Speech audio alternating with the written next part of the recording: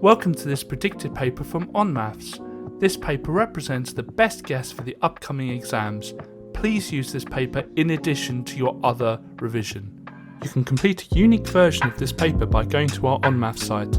On Maths is full of free content to help you prepare for your exams, such as topic-based papers, demon questions, and mini mocks. If you like what we do, please consider subscribing. So the only way of answering this question is to work out what these are as ordinary numbers.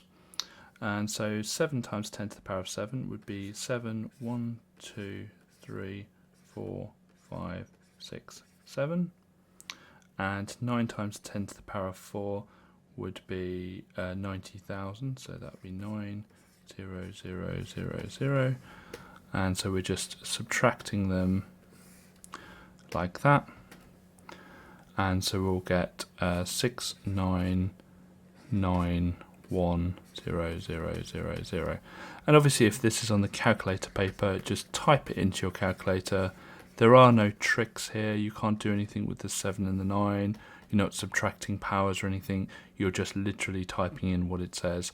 And there's a button on the calculator like that that you will need to use. So if you don't know what that is, ask your teacher or ask someone to help you out with that. So to find the area of a rectangle, we just multiply the width and the length. So that's what we're going to do here. But whenever you have an expression representing a length or a width or anything really, you just put brackets around it. So we go u minus 2 times u plus 9. Okay, and the way we do this is with our grid. And just going to draw out the grid.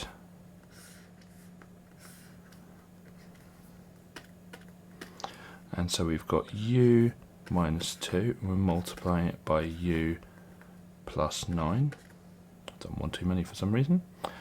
And so we've got u times u, which is u squared, u times minus 2, which is minus 2u, 9 times u, which is 9u, and 9 times minus 2, which is minus 18. And what we're going to do is we're just normally going to be able to add these ones together. So our answer will be u squared, and then we're going to do 9u plus minus 2u. Well, that's just going to be 9u take away 2u, which is 7u. So plus 7u, and then minus 18 at the end. So this question says that Adrian, Ben, and Charlie have some sweets, and the ratio of Adrian to Ben to Charlie is 9 to 6 to 13. But it also says that Charlie got 56 more sweets than Adrian. So there's 56 more sweets. Well, looking at the actual parts of the ratio, there are 4 more parts. So plus 4 parts, which represent plus 56 sweets. So the 4 extra parts are worth 56 sweets. So 4 parts are worth 56 sweets. So 1 part would be 56 divided by 4, which is 14 sweets.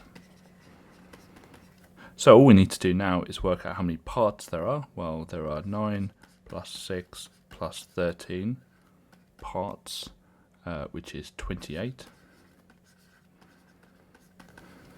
And each part is worth 14 sweets. So the total number of sweets will be 28 times 14. So 28 times 14 is 392. So in this question we are told that the centre of enlargement is at 6, 4. So let's just put across that. And what I'm going to do is just draw ray lines from the centre of enlargement, and we're just going to go through each of the corners of our shape A. And we're going to just check whether it goes through the corner of shape B, which it does on this one. Let's just keep going. Yeah, it does on this one.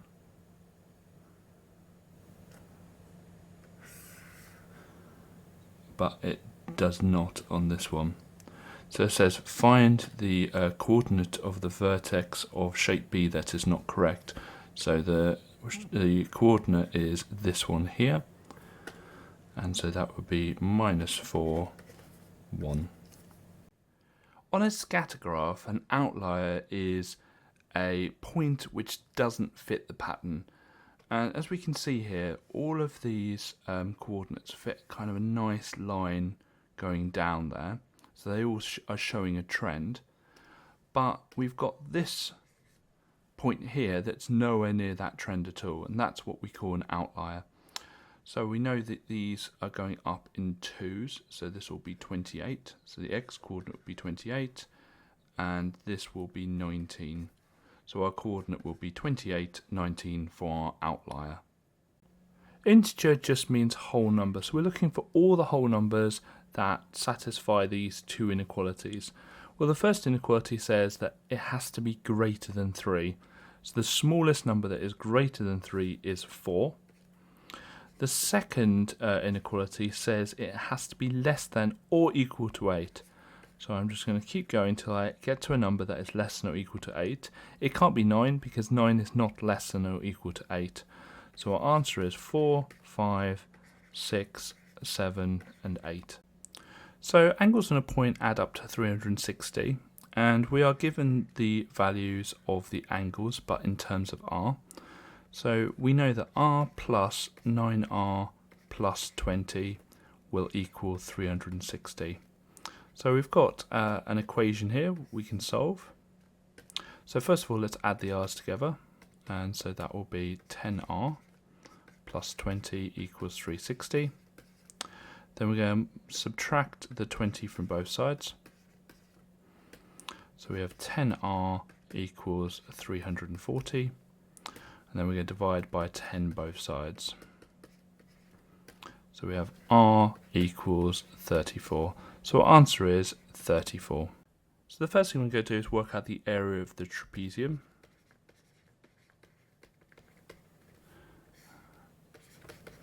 And the formula for that is half brackets a plus b times h. Now a and b have to be the parallel sides. So here we've got the two parallel sides here. Just pick a different colour. Here and here. So that is a and b. And then the h is the perpendicular distance between them. So perpendicular means it hits it at right angles, so that's what we've got here. So the area would be half times a, which is 28, plus b, which is 14, times the height, which is 14. And so that would be 294. Next we'll do the circle. Now it doesn't look like we've got anything for the circle, but actually the height here is actually the height of the circle as well. So the height of the circle is the same as the diameter. So the diameter of the circle is 14. Therefore the radius would be half of that, which is 7. And the area of a circle is pi times the radius squared. So it would be pi times 7 squared, which will be 153.938 blah blah blah. Now keep that in my calculator, because next thing we'll do is the shaded area part, and it says we want to work out the area of the shaded region. So the area will be the total area, which will be the trapezium, take away the area that we don't want, which is this bit here, which will be the circle. So the trapezium's 294, the circle's 153.93 blah blah blah, and when you do that you get 140.061 blah blah blah. It says it wants it to 2 decimal places, so it would be 140.06. So the first thing we need to do is work out the mean for the data in the table. So to start off doing that, we're going to work out the midpoint of each group. So we've got 80 to 85, and to find the midpoint you add the 80 and the 85 together, then you divide by 2. So this will be 82.5, then 87.5, then 92.5, then 97.5, And then finally 100 plus 105 divided by 2 is 102.5. Next we need to find the ft, which is just the frequency times the duration of calls. Now, in this first group, we're not timesing it by 80 to 85 or anything like that. We're timesing it by the midpoint. So our midpoint effectively becomes the t.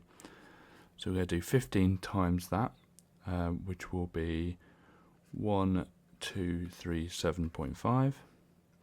And we're just going to keep going and multiplying each of these together.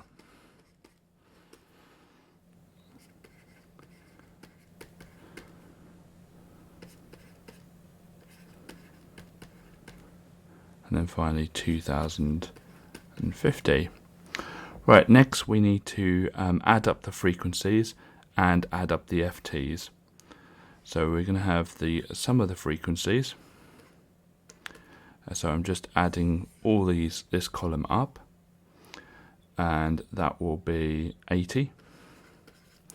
And we have sum of the FT.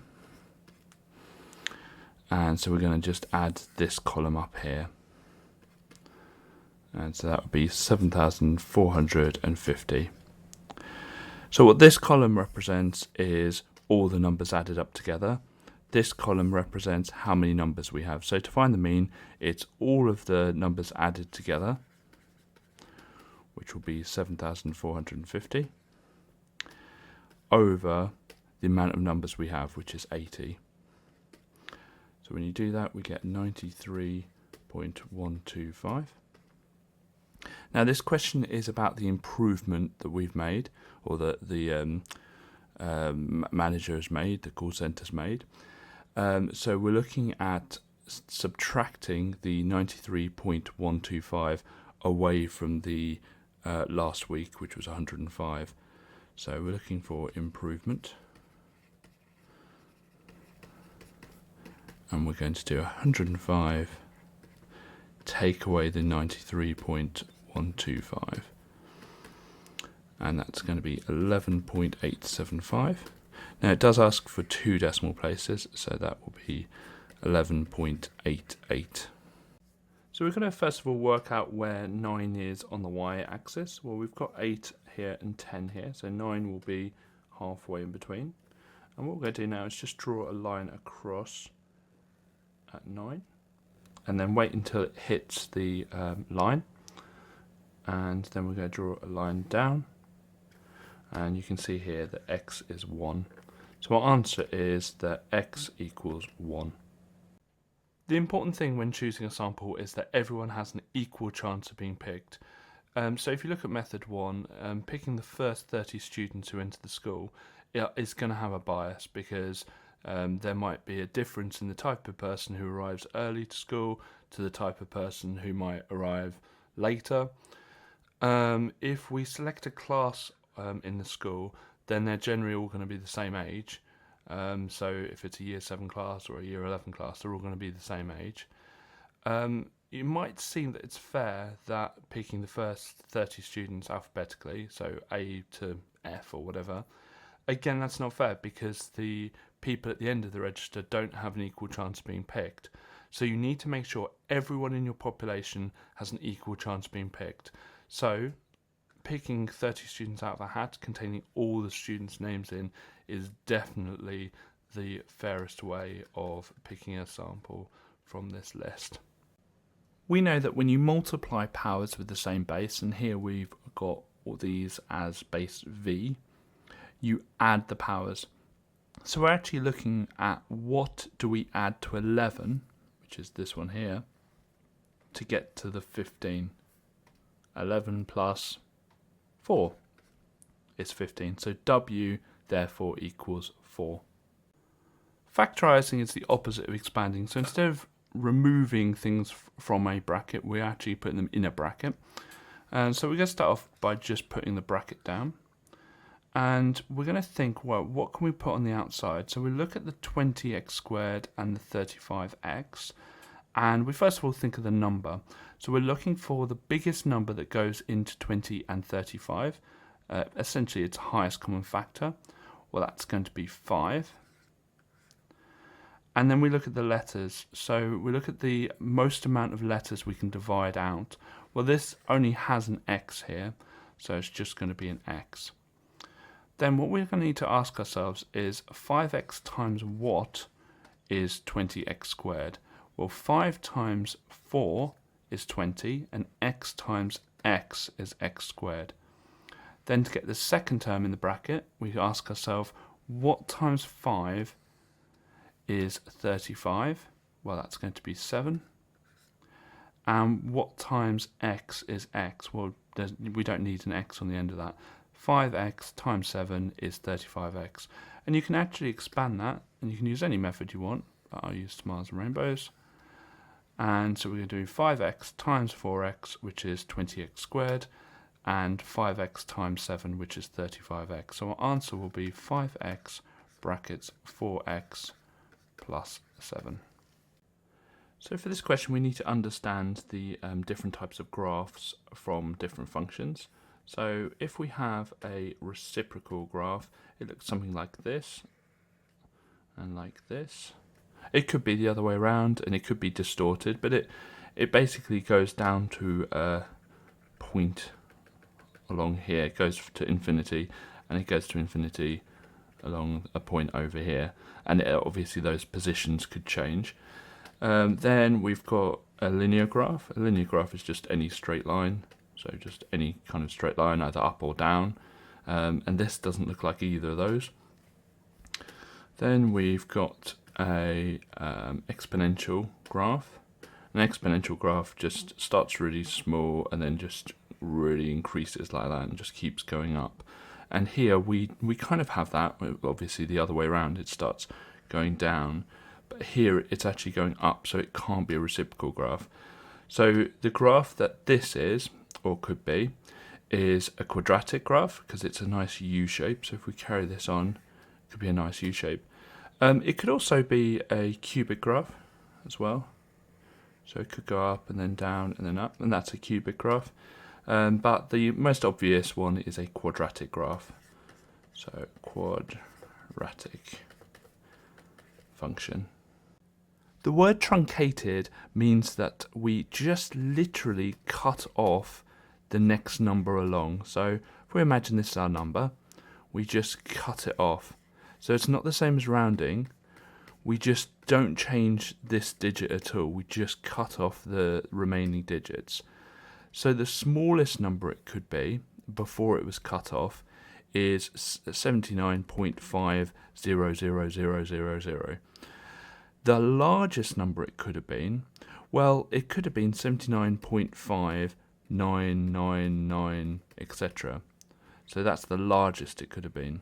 So to do our error interval, well, the smallest it could have been is 79.5, and it could have been 79.5, and we'll call this x. But we're looking at any number that is less than 79.6. So any number that's less than 79.6. If it was 79.6, then when we cut it off, it would show as 79.6. First thing we need to do is work out the volume of this prism, and it's a trapezium-based prism. So the volume will be the area of the cross-section, or area of the trapezium, times the length, how 3D the prism is. So trapezium is half a plus b h, and then times the length. Now a and b are the two parallel sides, which will be this one and this one. And then the h is the perpendicular line that hits both of them at 90 degrees, which is what perpendicular means, between the bases. So this will be the 25 meters here. So it's going to be half, and then we're going to add 1 and 5, times that by 25. The length is how 3D it is, so it would be that 10 there. So we're going to times that by 10, and that will give us 750. So it's 750 meters cubed. Now, there is a little formula we can make for the rate. So the rate of anything, for this, will be the volume gained over time.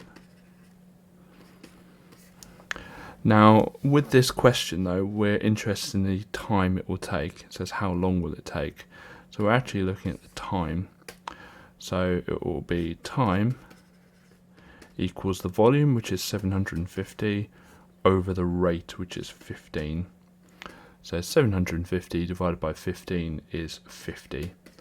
So it will take 50, and let's have a look. It says per minute. So it would be 50 minutes.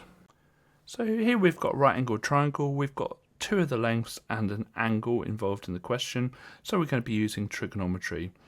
And we're going to start by labelling the sides. So opposite the right angle, we call this the hypotenuse, opposite the marked angle will be the opposite, and the length between the right angle and the marked angle is the adjacent.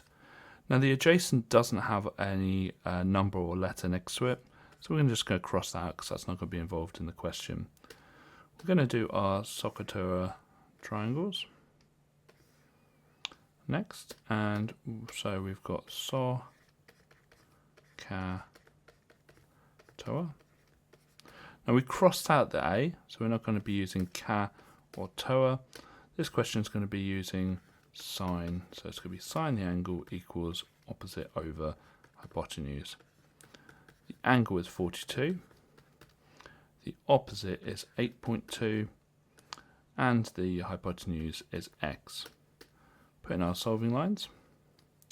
Now, if you're ever in this situation, what you can do is you can swap the left-hand side with the x at the bottom. Effectively, what we're doing is it's timesing both sides by x and dividing both sides by sine 42. When you do that, you get x equals 8.2 over sine 42. Now be careful in the calculator here, because when you type in sine, it opens the set of brackets. Just be sure to close the brackets before you press the equals. So we get x equals 12.254 blah blah blah. And rounded to two decimal places, that's going to be 12.25. So we're asked to find the bearing of Freetown from Gamley. So that is this angle here. And so what we're going to do is we're going to find this angle, and this will obviously be 90 degrees because the hiker walked west, and it's against the west line and the north line, so it's definitely 90 degrees. So we can work out what the bearing is if we know that angle inside the triangle. So we're going to start by labelling the sides. Well, we've got a 90 degrees here, we've got a hypotenuse here, we've got the adjacent here next to the angle, and we've got the opposite, which is across from the marked angle. Here we're not using the hypotenuse, so we can cross that out. And we can do our SOHCAHTOA. And the only one that doesn't have the hypotenuse is TOA. And so we're doing tan x equals the opposite, which is 49 over 98. Get our lines in. And we're going to do the inverse tan to both sides. So we get x equals, and we do inverse tan, which is 26.565, blah, blah, blah. Okay, so we know that the whole of the way around, up until this point, is 270, because we've got this 90 degree left. So what I'm going to do now is we're just going to work out the bearing. So bearing, we're just going to do 270, take away the 26.565, blah, blah, blah. And that gives us 243.434, blah, blah, blah. It says it wants it to the nearest whole number, so that's going to be 243. So the way this formula works is we have m, which is the final amount. The 2000 here is our initial amount. The decimal in here is our multiplier, and the power here is the amount of years. So the way multipliers work is they are the percentage divided by 100. So if we go the other way and times it by 100 to make it back into a percentage, it will be 102.9%. Now it says, what is the interest rate of the bank? Well, the interest rate is always going to be 100% well, this 102.9% is 100% plus the interest rate, which will equal the 102.9%. So the interest rate is going to be the 2.9%. You always start off with 100%. So if I put £5 into my bank, I've got 100% of that £5, and then the interest rate is on top of that 100%. So our answer here will be 2.9%. To find the resultant vector, we just get the two vectors and we add the tops and add the bottoms. And it's a plus minus 13, so it's 9 take away 13.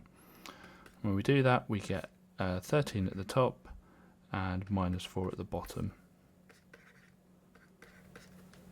So we're going to write out the formula again, just to give us a bit of space. And so we've got 4w over 7 plus 91. So, going to first of all put our lines in, because we're asked to make w the subject. So we need to remove everything that is in our way. Well, this plus 91 is the first thing we get rid of. So what's the inverse of plus 91? Well, subtract 91. So we're going to subtract 91 from both sides. So we've got a take away 91 equals 4w over 7. Next, we've got this 4w that's trapped in this fraction, so we've got to get rid of this fraction here. So that is over 7, or divided by 7. How do we get rid of that? Well, we times both sides by 7, because divide, the opposite or the inverse of divide is times. So we're going to end up with 7 times a minus 91, so it's timesing the whole thing, equals 4w. The last thing we want to do is get rid of this 4 here. Well, that's a times 4, so how do we get rid of it? Well, the opposite of times 4 is divided by 4. So we're going to divide both sides by 4. So 7 brackets a minus 91 over 4 equals w.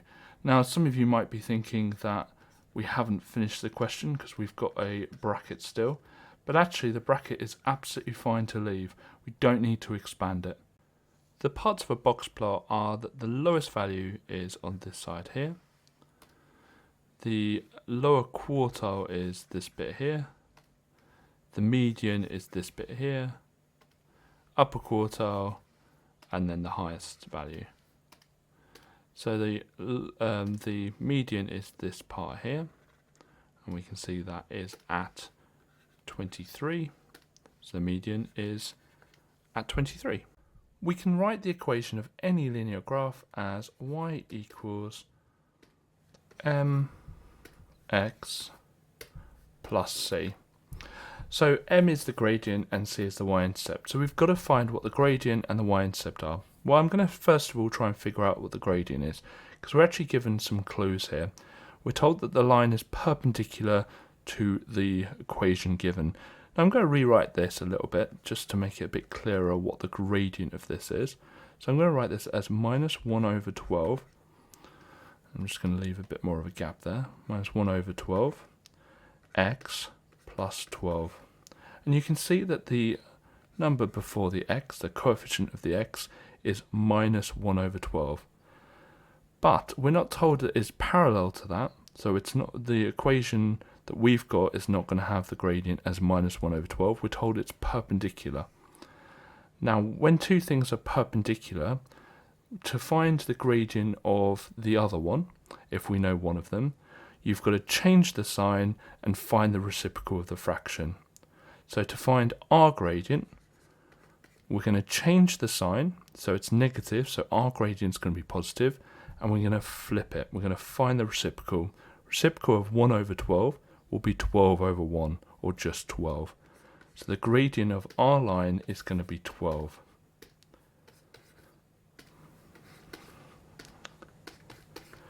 To find the y-intercept, we're going to use the points given to us. So we've got x equals 3 and y equals 4 for a point on our line. We're going to substitute those into the equation we've got. So it's going to be 40 equals 12 times 3 plus c.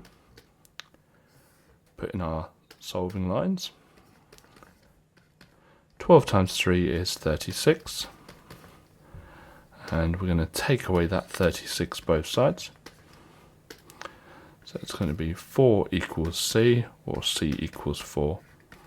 So our equation will be y equals 12x plus 4.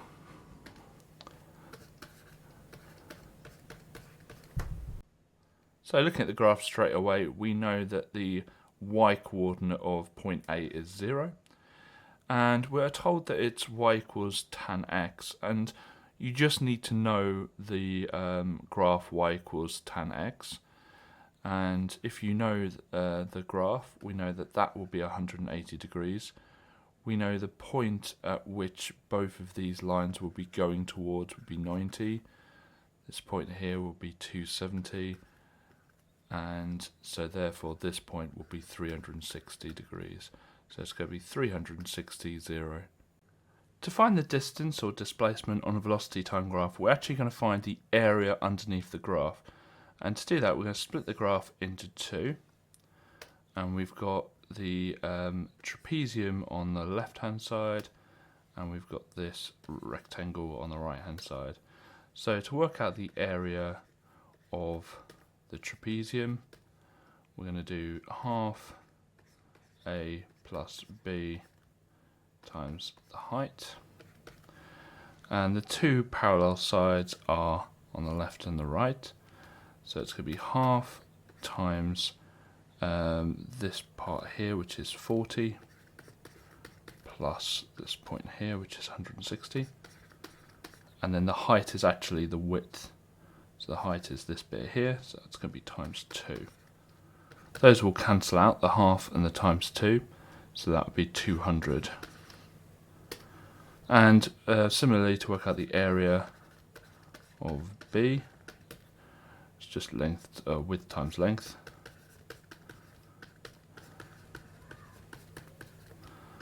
So that's going to be 3 wide, and again 160 tall.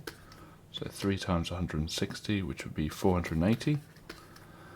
And so we need to work out the total area.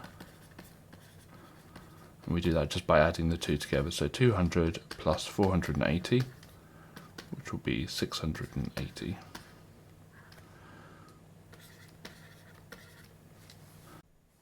So we're going to start by labelling the sides here. So we've got capital A up here, little a down here. It doesn't matter which one you label. Capital B here, little b here, then capital C here, little c here. So you notice the C's aren't really involved at all, but we've got the two A's, we've got the capital A and the lowercase a, and we've got the capital B and the lowercase b as part of the question. And so when you've got a pair or two pairs of angle and sides, you are going to be using the sine rule. And so the sine rule says that sine capital A over lowercase a is equal to sine capital B over lowercase b. Now you might be wondering why I've put sine A and sine B at the top, when sometimes this is written as the lowercase a and lowercase b at the top. Well, if we're looking for the angle, which we are here, we're looking for capital A, you put the angles at the top.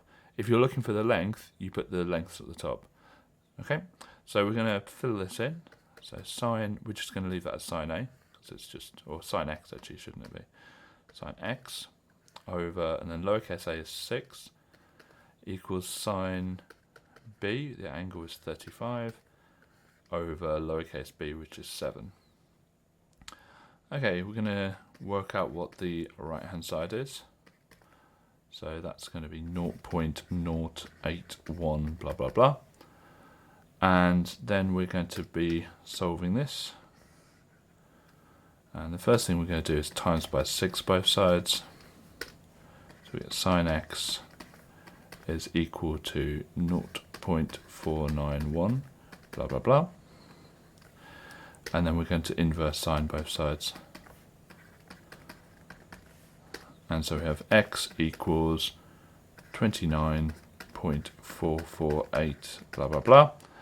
And our answer wants to be rounded to 2 decimal places.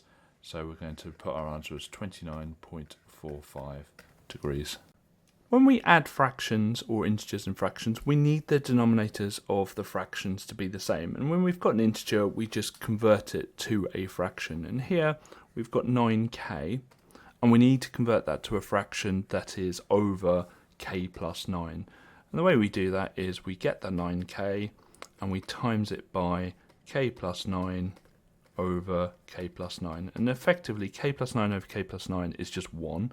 So we're doing 9k times 1. So we're keeping it the same. We're keeping it as 9k. So what we do when we times a 9k or a term by a fraction is we times the top, the numerator of the fraction. So it's going to be 9k brackets k plus 9. And all of that over k plus 9. Expanding the brackets, we get 9k squared plus 81k over k plus 9. And so what I'm going to do is just feed that back in here. And so we've got 9k squared plus 81k over k plus 9, which is just that 9k bit, plus 11 over k plus 9. And whenever we're in this situation here, we just add the numerators. So it's going to be 9k squared plus 81k plus 11, and all of that over k plus 9. And that will be our answer. So let's put that in our answer field.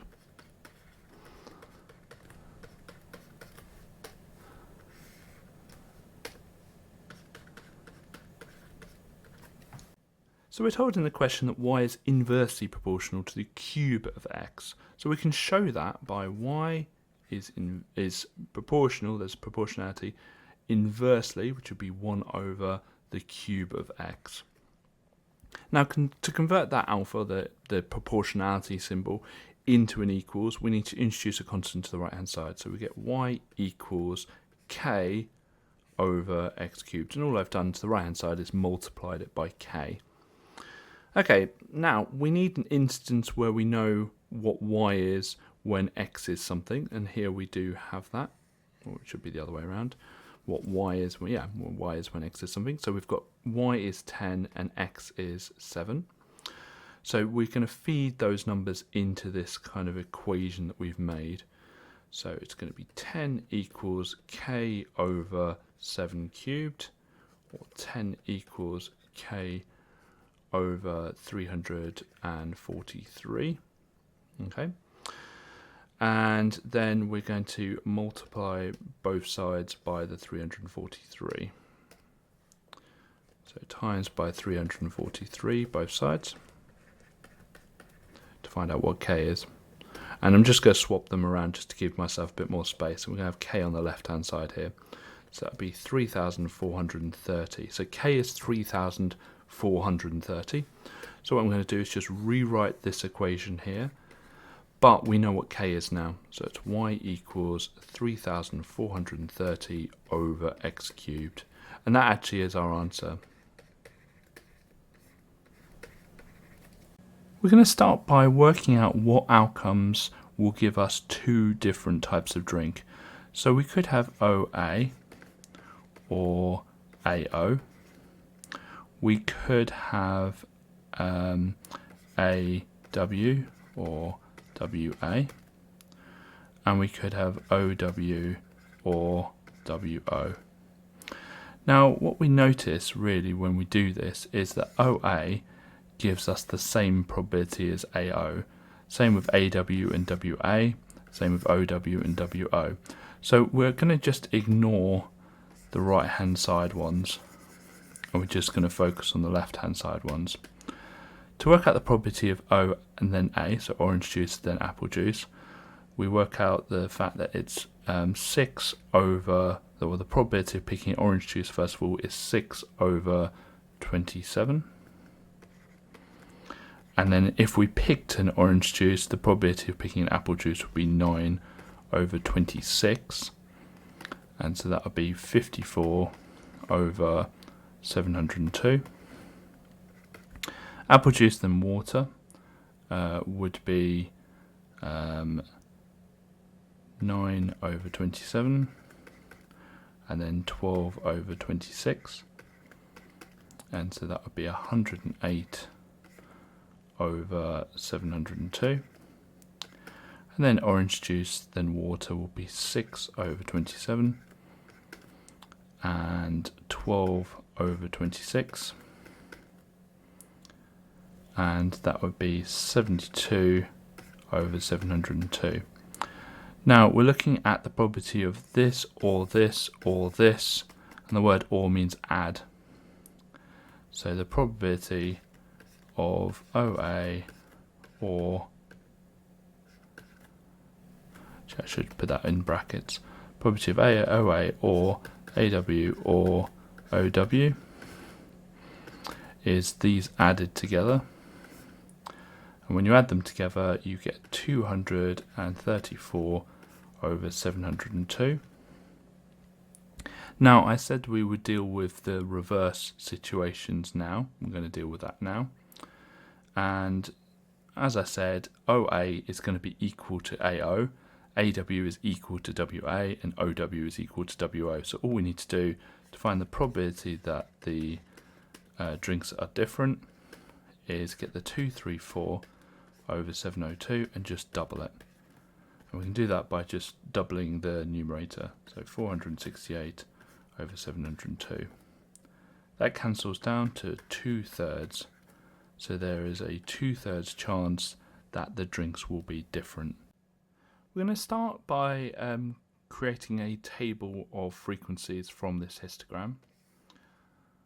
And so we are going to need our times, first of all, then our frequencies, and then we can add a midpoint and an FX column as well, which we'll need for later. So our times,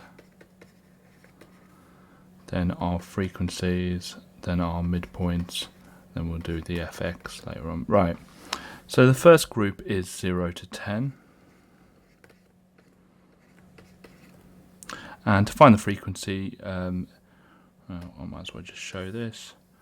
So the frequency density is proportional to the frequency over class width.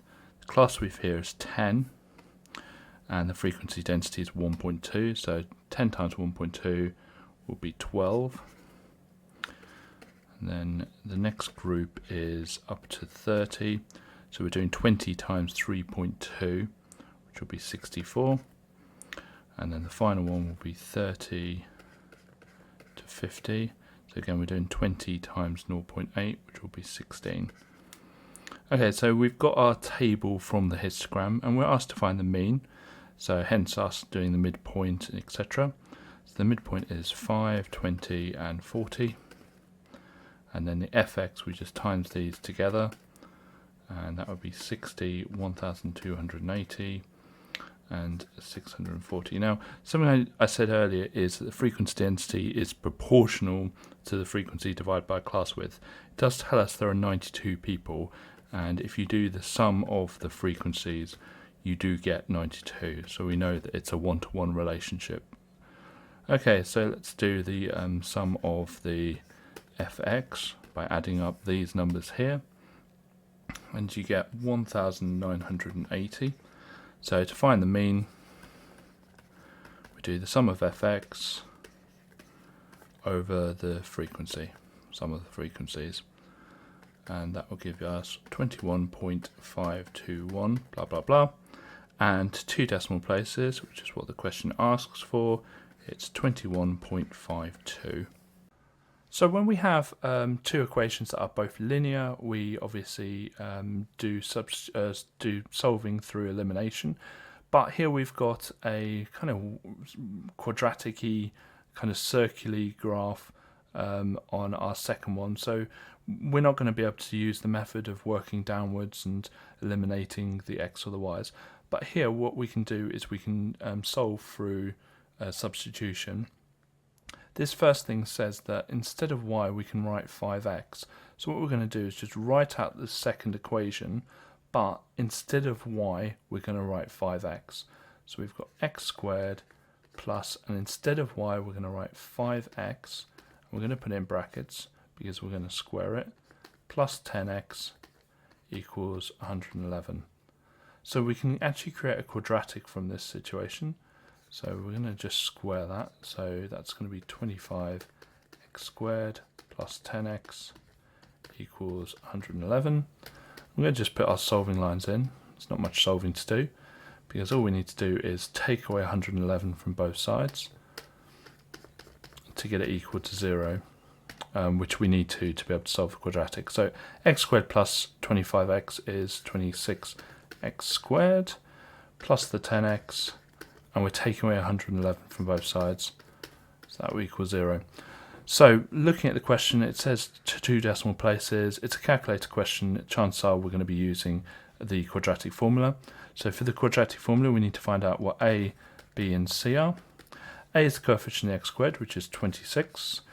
B is the coefficient of the x, which is 10. And c is the number on its own, which is minus 111. So we're going to substitute those into the quadratic formula, which is x equals, and then we put our fraction in, and we've got minus b, and I always put them into brackets, plus minus, and you'll see why if you ever have negatives, so you can get in real problems when you have negatives.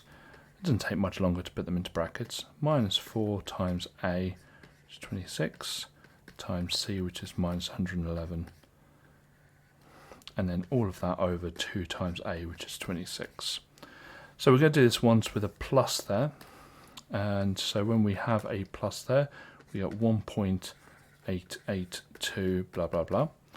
And when we do it with a minus there, we get minus 2.267 blah blah blah. But the problem is those are x values, and when we solve, we've got to also find out what the y values are. Well, we actually have a really nice way of finding out the y value, because if you look at this first equation, it says that y equals 5 lots of x. So all we need to do is multiply these x values by 5. So we're going to times that first one by 5, and we get 9.414 blah blah blah, times the second solution of x by 5, and we get minus 11.337 blah blah blah.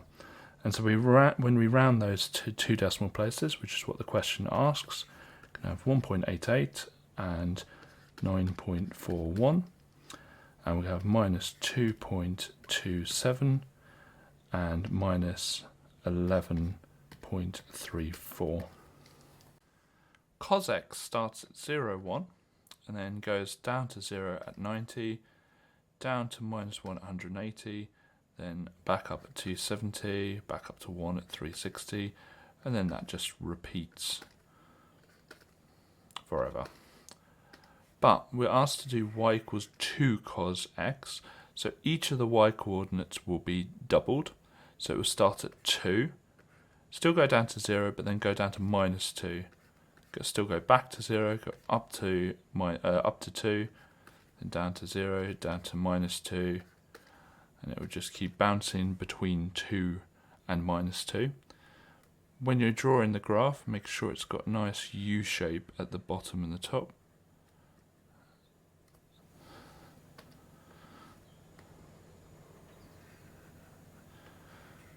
They will penalise a V shape.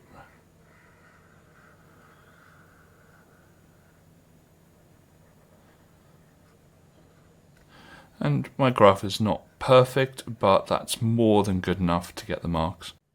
So to find the shaded part of this diagram, we need to first of all work out the volume of the smaller cone, which is at the top.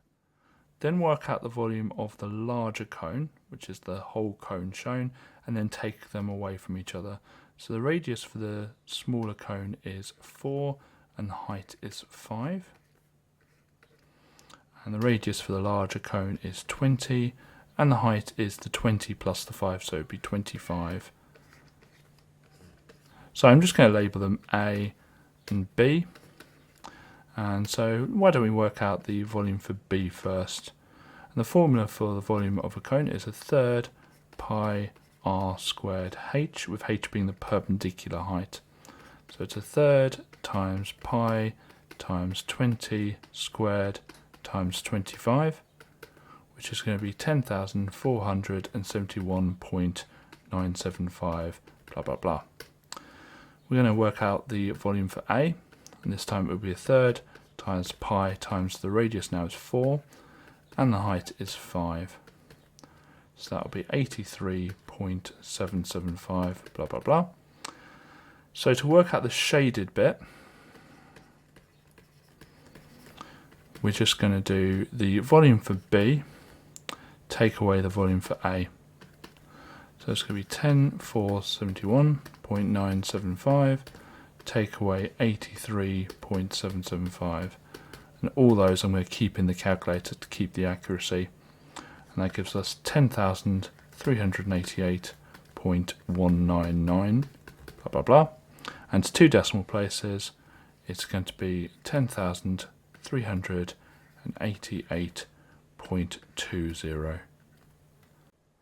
When we have a times 2 inside the function, so it's 2x, it actually does the inverse to the x coordinates. So it actually divides all the x coordinates by 2. So if we see this coordinate here, which is what, 2, 3, that will now become 1, 3 on our graph.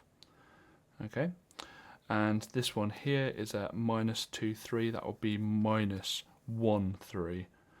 And similar to all of these points, so we're just dividing each of the coordinates by 2, we're halving each of the coordinates. And so what you'll end up with, and we're just going to try and roughly sketch this out, it's not going to be perfect, but there's a graph that looks something like this. It will still cross the y-axis at the same point, and then we're going down to about here, back up again, and somewhere there. I reckon I could probably do that a little bit better, maybe, I don't know. And this isn't supposed to be perfect, but the examiner can clearly see that I've halved all the x coordinates. You can complete a unique version of this paper by going to our OnMaths site. OnMaths is full of free content to help you prepare for your exams, such as topic-based papers, demon questions, and mini mocks. If you like what we do, please consider subscribing.